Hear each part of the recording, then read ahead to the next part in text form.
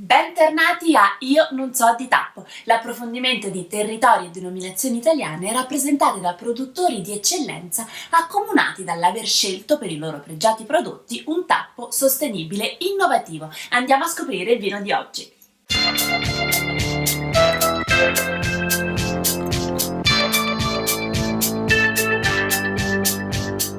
Dove ci troviamo? Siamo in Molise, una regione piccolissima che spesso rimane un po' fuori dai riflettori, eppure vanta una storia enogastronomica ricca e antica, che risale addirittura alla civiltà sannita. Offre inoltre un paesaggio molto variegato che si divide equamente tra montagna e collina, pur conservando uno spicchio di pianura proprio con lo sfocio sul mare Adriatico. È una vera terra di confine dove trovano dimora svariati vitigni tipici delle zone limitrofe, ma ne presenta uno molto particolare e decisamente autoctono. Si tratta della Tintilia. Questa uva a bacca nera è stata probabilmente introdotta in Molise nel 1700 durante la dominazione dei Borboni. Le sue origini deriverebbero quindi dalla Spagna, tant'è che il nome suggerisce la parola tinto, che in spagnolo significa rosso, e infatti è un'uva che dona un colore molto intenso al vino. Nell'Ottocento era in assoluto la più diffusa di tutta la regione, poi ebbe un periodo di difficoltà e declino fino quasi a scomparire dovuta alla poca produttività. Finalmente è stata recuperata e rivalorizzata e oggi la Tintilia è il vino iconico del Molise e riflette il carattere autentico, austero, profondo, un po' aspro e un po' morbido di questa splendida regione.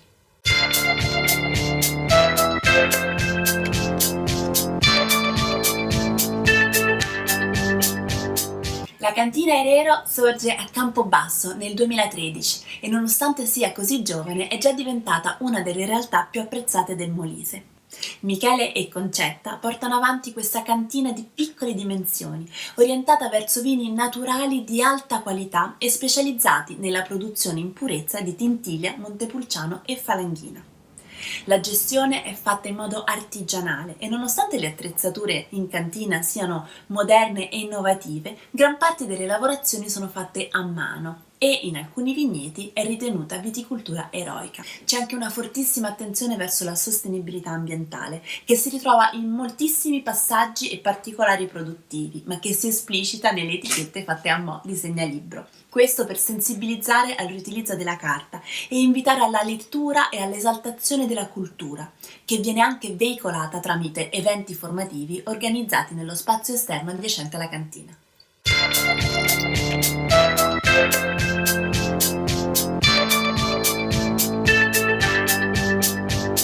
Si tratta quindi di una Tintilia in purezza, prodotta in edizione limitata solo nelle annate più adatte.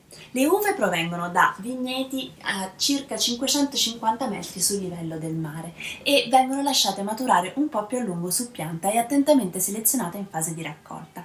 Segue, dopo la vinificazione, una maturazione di 18 mesi in barrique di rovere francese.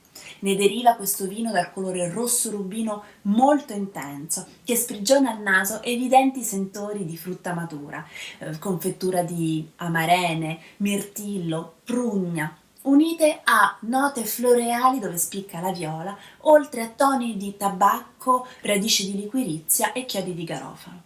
In bocca invece è austero, vellutato, corposo e molto succoso, con un piacevole equilibrio e una grande persistenza che si ritrova con un finale molto speziato. Il nome, punto 16, richiama alla forte gradazione alcolica che lo caratterizza e che è anche tipica della Tintilia stessa. Si esprime al meglio con piatti importanti e saporiti come le zuppe di legumi, il brasato, il capretto o insaccati e formaggi stagionati, ma può essere anche apprezzato, vista la sua notevole struttura, da solo come vino da meditazione. Questo vino rappresenta un grande orgoglio per la sua piccola regione, che si è fatto conoscere a livello nazionale e internazionale grazie a importanti riconoscimenti ottenuti, come la Gran Medaglia d'Oro all'International Wine City Challenge della città del vino, la Gran Medaglia d'Oro al concorso internazionale Le Mondial de Vin Extrême, la Gold Medal al The Wine Hunter Awards e una Silver sia al concorso di Decanter Wine Awards sia all'International Wine Challenge di Vienna.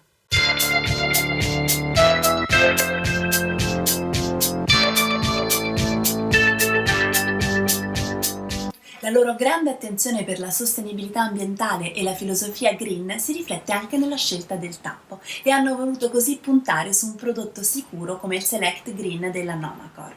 Sono tappi a zero carbon footprint e completamente riciclabili.